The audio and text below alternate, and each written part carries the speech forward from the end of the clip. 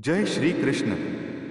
आज हम इस दिव्य गीता ज्ञान की यात्रा पर निकलते हैं, जहां भगवान श्री कृष्ण ने अर्जुन को केवल युद्ध के लिए नहीं, बल्कि जीवन को समझने के लिए ज्ञान प्रदान किया। भगवत गीता केवल एक धार्मिक ग्रंथ नहीं, बल्कि आत्मा, धर्म, कर्म, भक्ति और ज्ञान का अमृत है। यह संवाद महाभारत के युद्ध भूमि में हुआ, जब अर्जुन अपने ही संबंधियों, गुरुओं और मित्रों के विरुद्ध युद्ध करने से विचलित हो उठे। तब श्री कृष्ण ने उसे जो उपदेश दिए, वे आज भी उतने ही प्रासंगिक हैं जितने उस समय थे। भगवत गीता हमें सबसे पहले यह सिखाती है कि जीवन में मनुष्य का सबसे बड़ा कर्तव्य क्या है। हम कौन हैं, हमारा वास्तविक स्वरूप क्या है। यह आत्मा है, शरीर नहीं। शरीर नश्वर है, लेकिन आत्मा अजर, अमर और अविनाशी है। इस समझ के साथ ही जीवन के सभी दुख, मोह और भ्रम दूर हो सकते हैं। कर्म का सिद्धांत गीता का मूल है। श्री कृष्ण कहते हैं, तू कर्म कर, फल की इच्छा मत कर। यह वाक्य केवल एक उपदेश नहीं, बल्कि संपूर्ण जीवन जीने की कला है। जब हम निष्काम भाव से कर्म करते हैं, तब हम स्वयं को प्रकृति के साथ जोड़ते हैं।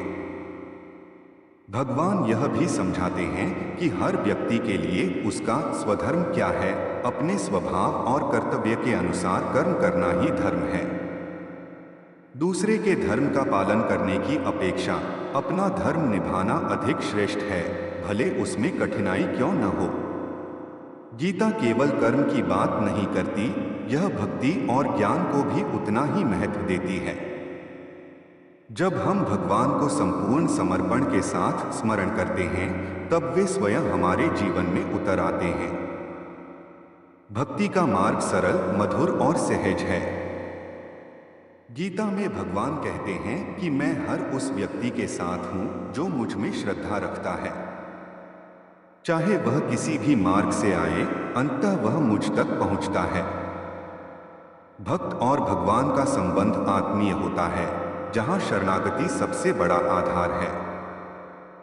ध्यान और योग भी गीता के महत्वपूर्ण विषय हैं। श्री कृष्ण अर्जुन को ध्यान योग की शिक्षा देते हैं। मन को नियंत्रित करना, इंद्रियों को वश में करना और परमात्मा में स्थित होना ही सच्चा योग है। जो व्यक्ति समदर्शी है, जो सुख दुख, जय पराजय, लाभ हानि में समान भाव रखता है, वही योगी कहलाता है। गीता यह भी बताती है कि ज्ञान के बिना मुक्ति संभव नहीं। ज्ञान, भक्ति और कर्म, ये तीनों मार्ग एक दूसरे के पूरक हैं। जब व्यक्ति इन तीनों को संतुलित करता है, तब उसका जीवन दिव्य बनता है। अंत में भगवान अर्जुन से कहते हैं, तू मेरा प्रिय है, इसलिए मैं तुझसे यह गूढ़ रहस्य कह रहा हूं। सब धर्मों को छोड़कर केवल मेरी शरण में आ जा, मैं तुझे सभी पापों से मुक्त कर दूंगा। यह वचन केवल अर्जुन से नहीं, हम सभी से है। इस ज्ञान को समझना, जीना और दूसरों तक पहुंचाना, यही सच्ची सेवा है। जय श्री कृष्ण।